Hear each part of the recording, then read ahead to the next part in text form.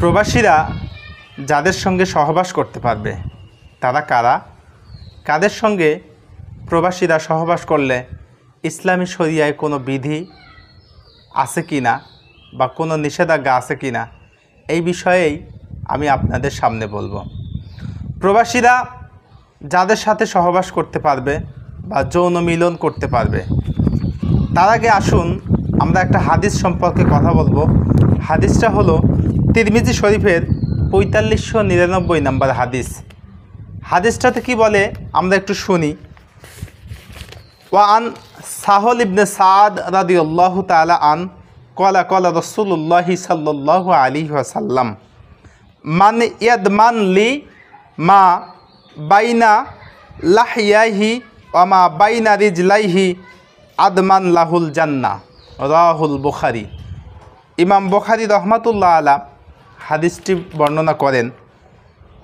হযরত সাহল ইবনে সাদ রাদিয়াল্লাহু তাআলা আনহু হতে বর্ণিত, তিনি বলেন রাসূলুল্লাহ সাল্লাল্লাহু আলাইহি ওয়াসাল্লাম বলেন, যে ব্যক্তি আমার জন্য, অর্থাৎ বলতেছে রাসূল বলতেছেন, যে ব্যক্তি আমার জন্য তার দুই চোয়ালের মধ্যবর্তী বস্তু অর্থাৎ জিহ্বা, আমরা যেটা কথা বলতেছি এই জিহ্বা, এবং দুই উরুর মধ্যবর্তী বস্তু অর্থাৎ লজ্জাস্থান, যদি কোনো ব্যক্তি এটা সংরক্ষণ করে, আল্লাহর হাবিব সাল্লাল্লাহু আলাইহি সাল্লাম বলেন যে আমি ওই ব্যক্তির জন্য জান্নাতের জিম্মাদার হয়ে যাব। সুবহানাল্লাহি বিহামদি। সম্মানিত উপস্থিতি, আসলে এখন দেখুন যে যেই ব্যক্তিটা রাসূলের জন্য দুই চোয়ালের মধ্যবর্তী বস্তু, আমরা যেটা আছে এটা অনেক সময় মিথ্যা বলে থাকি, অন্যায় অবিচার মিথ্যা সাক্ষী দিচ্ছি।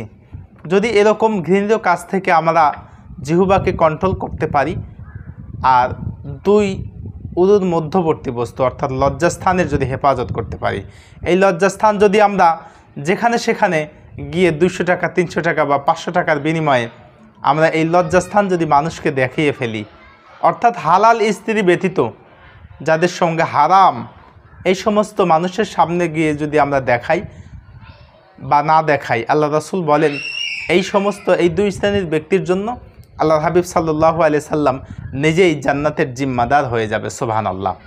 এখন আসুন আপনাদের প্রশ্নের জবাব হলো যে অনেকে জিজ্ঞেস করে যে আমরা প্রবাসে থাকি বা বাহিরে থাকি, অথবা আমরা বয়স্ক হয়ে গেছি, বিয়ে শাদী করবো, সমাজ কি বলবে, এই চিন্তা ভাবনা করে আমরা হয়তো হাত দ্বারা হস্তমৈথুন করে থাকি।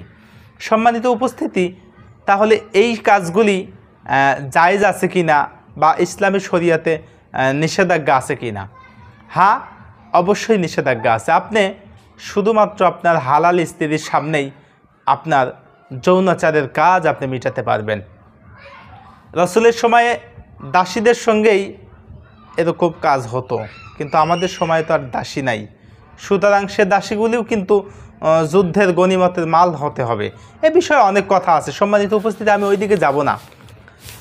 আমরা হালাল স্ত্রী ব্যতীত যদি অন্য পর নারী, যেই সমস্ত নারীর কাছে যদি আমরা যাই এবং সেখানে যদি আমাদের যৌনাচারের কাজ যদি আমরা মিটাই, তাহলে এই সমস্ত কাজ হবে অন্যায় কাজ এবং পাপের কাজ।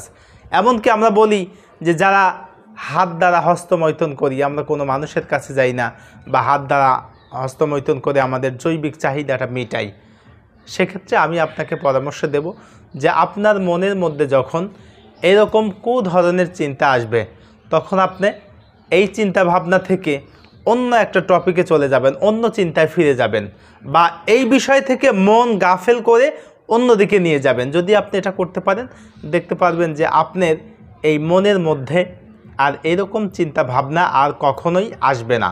সুতরাং যখন না আসবে, আপনার দ্বারা পাপাচার এবং অন্যায় কাজ আর কখনোই হওয়া সম্ভব নয়। এখন আসুন, যে অনেকে বলে যে আমরা বিদেশে থাকি, এতগুলি দিন এতগুলি বছর আমরা কিভাবে অতিবাহিত করব। সেক্ষেত্রে কি আমরা কারোর সঙ্গে আমাদের যৌনাচার মেটাতে পারবো? এই বিষয় নিয়ে দুইটা মতনৈক্য দেখা দেয়। একটা মতনৈক্যর কথা আমি যেটা আমার কাছে ভালো লেগেছে, যেটা আমার কাছে স্পষ্ট বলে মনে হয়, সেটা হলো যে আমরা যেখানেই থাকি না কেন, বিদেশ থাকি, দেশে থাকি বা দেশের বাইরে থাকি, লজ্জাস্থান আমাদেরকে হেফাজত করতে হবে। আমাদের লজ্জাস্থান যদি আমরা হেফাজত করি, স্বয়ং রাসূলুল্লাহ ওয়াদা দিয়েছেন যে লজ্জাস্থান যারা হেফাজত করবে তারা আল্লাহ রাসূল সাল্লাল্লাহু আলাইহি সাল্লাম তার জন্য শাফায়াত করা ওয়াজিব হয়ে যাবে। সুতরাং রাসূলের শাফায়াত তো আমাদের এমনি এমনি জুটবে না ভাই। রাসূলের শাফায়াত যদি আমরা পেতে চাই, তাহলে রাসূলের যেই কাজ, রাসূল যে কথাগুলি বলেছেন, রাসূলের মৌন সম্মতি, সাহাবীরা কেরাম যেরকম কাজগুলি করে গেছে, যদি আমরা সেই কাজগুলি করতে পারি তবেই সেই রাসূল আমাদেরকে শাফায়াত করবে। আমরা শুধু আজকে রাসূলের শাফায়াত চাই, রাসূলের শাফায়াত তো আর এমনি এমনি পাবো না। অবশ্যই রাসূলের কাজ, পথ এবং মত আমাদেরকে অনুসরণ করতে হবে। তবেই যদি আমরা রাসূলের পথে এবং মতে চললেই যদি আমরা জান্নাতের লাভ করতে পারি, জান্নাতে যেতে পারি। আল্লাহ রাব্বুল আলামিন আমাদেরকে আল্লাহ রাসূল সাল্লাল্লাহু আলাইহি সাল্লামের দেখানো পথ, মত এবং গাইডলাইন যেটা দিয়ে গেছেন, এই হাদিসগুলি যদি আমরা অনুসরণ করতে পারি। আল্লাহ রাসূল বিদায় হজের ভাষণের মধ্যে একটা কথা বললেন যে, আমার প্রিয় সাহাবীরা, তোমরা যারা এখানে উপস্থিত আছো, বিদায় হজের ভাষণে আল্লাহ হাবিব বলেন যে 1 থেকে 1.25 লক্ষ সাহাবী সেখানে উপস্থিত ছিল। আল্লাহ হাবিব সাল্লাল্লাহু আলাইহি সাল্লাম বললেন যে আমার সাহাবী তো শুধু এই 1.25 লাখ নয়, আরও অনেক বেশি আছে। তাহলে আজকে যারা এই যে 1.25 লাখ সাহাবীর মধ্যে আমি যে কথাগুলি বললাম, এই কথাগুলি তোমাদের দায়িত্ব হলো আমার পরবর্তী প্রজন্ম যারা আসবে তারা যেন আমার এই কথাগুলি জানতে পারে। কি কথা জানতে পারে? আল্লাহ হাবিব সাল্লাল্লাহু আলাইহি সাল্লাম বলেন যে আমি তোমাদেরকে 2টি জিনিস রেখে যাচ্ছি।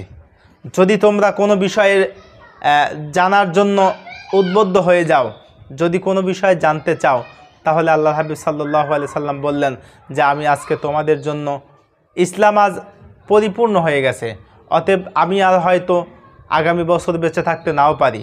সুতরাং তোমাদের জন্য আমি 2টি জিনিস রেখে যাচ্ছি, একটা হলো কিতাবুল্লাহ আর একটা হলো সুন্নাতে রাসূলুল্লাহ। একটা হলো আল্লাহর কিতাব তথাপি কোরআন শরীফ, আর একটা হলো রাসূলের হাদিস। আল্লাহর হাবিব সাল্লাল্লাহু আলাইহি সাল্লাম বললেন যদি তোমরা এই 2টা জিনিস আঁকড়ে ধরে রাখতে পারো তাহলে আশা করি তোমরা কোনোদিনও পথভ্রষ্ট হবে না। সুতরাং এই রাসূলের হাদিস আমরা এখান থেকে, এই যে মিশকাত শরীফের 4599 নম্বর হাদিস থেকে আমরা যেই কথাগুলি জানতে পারলাম, রাসূলুল্লাহ বললেন যে যদি তোমরা 2টা জিনিসের হেফাজত করো, স্বয়ং রাসূলুল্লাহ আমি তোমাদেরকে জান্নাতের জিম্মাদার হব। আর এই 2টা জিনিস হলো, একটা 2 চোয়ালের মধ্যবর্তী বস্তু জিহবা এবং 2 উরুর মধ্যবর্তী বস্তু লজ্জাস্থান। যদি এই 2টা জিনিসের হেফাজত যদি তোমরা করতে পারো, রাসূলুল্লাহ বলেন আমি নিজেই তোমাদেরকে জান্নাতের জিম্মাদার হয়ে যাব। সুবহানাল্লাহ। সুতরাং এই হাদিসের আলোকে আমরা জানতে পারি যে আমরা প্রবাসে থাকি আর দেশে থাকি আর যেখানেই থাকি না কেন, আমরা অন্যায় পাপাচারে লিপ্ত হতে পারবো না। আর সেখান থেকে যদি আমরা লিপ্ত হই সেটা হবে হারাম পন্থা। সুতরাং হারাম থেকে আমাদেরকে বেঁচে থাকতে হবে। আল্লাহ রাব্বুল আলামিন হারাম থেকে আমাদেরকে বেঁচে থাকার তৌফিক দান করুক। আমিন সুম্মা আমিন। আখিরি দাওয়ানা আনিল হামদুলিল্লাহি রাব্বিল আলামিন। আসসালামু আলাইকুম ওয়া রাহমাতুল্লাহি তাআলা ওয়া বারাকাতুহু।